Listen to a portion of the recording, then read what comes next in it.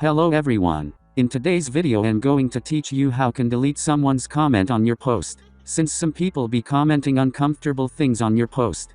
So you might feel uncomfortable with that. So in today's video, I'm going to show you how you can delete an Instagram comment. So simply start by opening Instagram.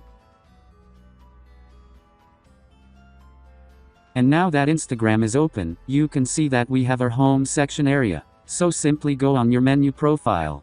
And now that your menu profile is open, you can see that we have our posts and our profile details. So simply start by opening the post which has a comment you would like to delete. So now that the post is open, you can see that we have our likes and comments area. So simply go on comments.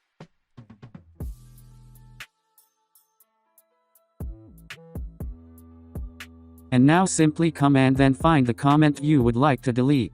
So after finding it, simply long press it if you are on Android. However, if you on iPhone, simply slide the comment to the left side. And now as you can see, you have been given the option to report it or delete. So simply come here and choose the delete option. And now as you can see, we have our Instagram comment deleted.